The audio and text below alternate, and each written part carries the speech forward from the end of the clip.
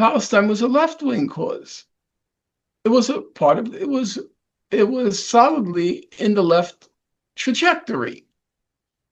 National liberation struggle, armed struggle, suffering of oppressed peoples, third world struggle. So it felt naturally, as I said, in my historic tradition. But now suddenly it's become a right-wing cause. The main exponents of criticism of Israel, the left no longer has any salience, because it has no salience in the podcast world whatsoever. The closest thing to a left person in the podcast world, it's only one. It's Mehdi Hassan. And he's the only person, even remotely of the left in the podcast world. And so all the leading and sharp critics of Israel are now the right wing. It's Tucker Carlson, it's Candace Owens, it's Megyn Kelly, it's what's his name, Joe Kent. It's all right wingers.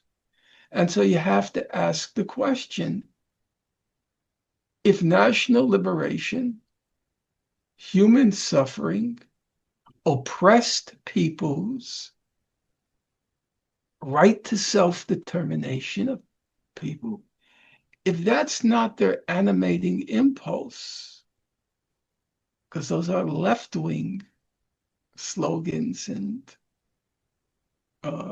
political agendas, what is?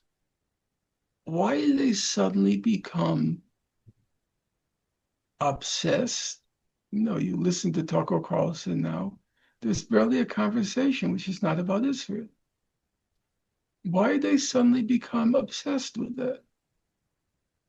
And I consider that a troubling development. You know what's the biggest problem, my friend or comrade? The biggest problem is a lot of what Trump says is true.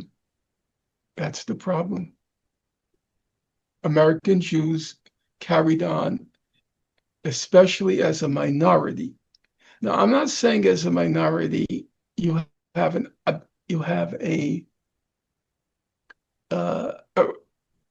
obliged to tone it down. No.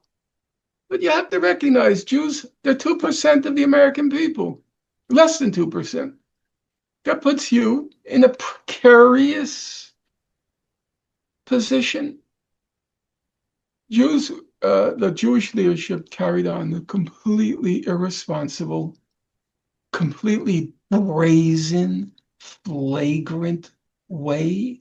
They got so carried away with themselves, what Stalin famously called, in a very bad choice of expressions, in 1930, during the collectivization of Russia, which was very brutal.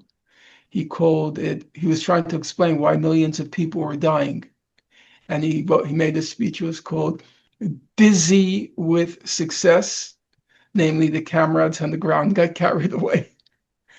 And these Jews got dizzy with success because everybody was terrified of criticizing them. They had so much money. They were by far the wealthiest ethno-religious group in the United States. And they played the Holocaust card to the hilt. That's all over, by the way. Holocaust disappeared the first month after October 7th.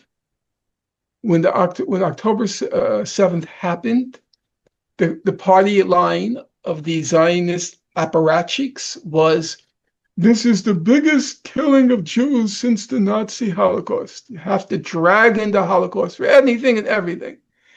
It fell flat. And what was very interesting, after the first month when they tried to play that card, for the next 2.5 years, never heard a mention of the Holocaust. Never. Not one word. The Holocaust industry had now gone bankrupt from overuse. But then, back then, Jews had that card, they had the wealth, and complete impunity. Complete impunity. All you have to do is say anti-Semitism and you shut everybody up. So they carried on in a very brazen, flagrant, egregious manner. And now there are a lot of resentments.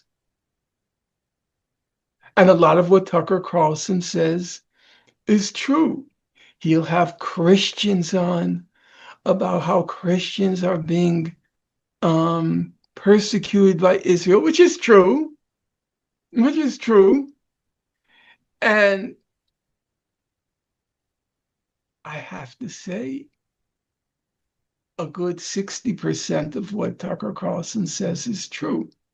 As I'm sure you're aware, so I'll be saying something that you're aware, maybe not everyone in the audience. Every successful propaganda has to have some kernel of truth, or it doesn't work. If it's just completely detached from reality and completely far-fetched, it doesn't fly, it doesn't work. Unfortunately, now at this moment, a lot of what Tucker Carlson says is true. That's unfortunate. But I think the Jews brought it on themselves.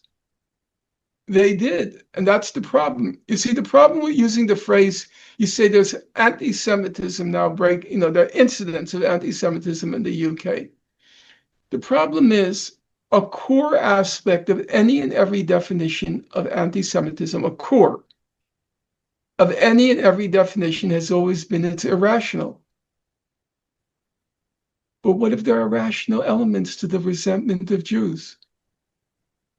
If you are on a college campus and you resent the fact that this Jewish billionaire class completely crushed, destroyed freedom of speech in American universities, it's a fact. You cannot say the word Gaza on many college campuses now. Why was that? Because a handful of Jewish billionaire supremacists, Jewish supremacists, they said, if you don't crush the encampments, we're withdrawing our alumni money. It was big money. Bill Ackman gave Harvard $50 million in 1 year. Two others at Harvard, just two people. One gave $200 million to Harvard. Another gave $300 million to Harvard. That's money. And they said, you don't crush the encampments. You don't stop slogans like globalize the Intifada. You're not getting our money. They killed, it was a bigger assault, in my opinion. It's not the past tense, it's now. My credo in life has always been never quarrel with facts. I do not recoil from facts. So if you want to convince me that Israel and Jews have done a lot of nefarious things, yes, you know why? It's the dizziness of power. They realize they can carry on with impunity between the protections afforded by the Holocaust card on the one hand, dismissing any and every critic as being anti-Semitic, and on the other hand, an accumulation of a vast amount of wealth, which is, when wielded properly, is a blackmail weapon. And they did things which are shameful, criminal. Students, not a few in number, were being thrown in jail, deported for just opposing a genocide.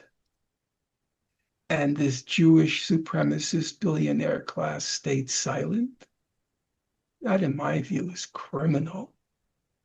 Young people being grabbed off the streets and thrown into some prison somewhere. In one case, because a woman writes in a Tufts University school paper in support of divestment. So you're not going to find me saying it's not true or we shouldn't focus on that because it's going to foment anti-Semitism. No. I was the first one who said in spring 2024, the most fantastical assault on academic freedom is unfolding before our eyes. And let's be clear, it's being orchestrated and directed by a Jewish supremacist billionaire class who wants to suppress Israel's right, R-I-G-H-T, Israel's right to commit genocide. That's what they wanted. They wanted to suppress any criticism of Israel's God-given right to commit genocide. I called it out. People felt squeamish about what I was saying because I was saying Jewish billionaire, Jewish supremacist billionaires. That's like your generation. I hate the word, but condensing many tropes into one. I didn't care because I felt that was politically responsible. That was what was happening. Everybody saw it. One university president after another was caving in or was ousted. Three, not one, not two, three Ivy League presidents, women, women of color, which was sacred in the days of high wokeness. Mm-hmm. Three women, two of them were women of color, Claudine Gay at Harvard and Shafiq at Columbia. She's now in your neck of the woods. She works for Sturmer, and McGill at the University of Pennsylvania. All three of them. I remember a friend of mine who's very wealthy.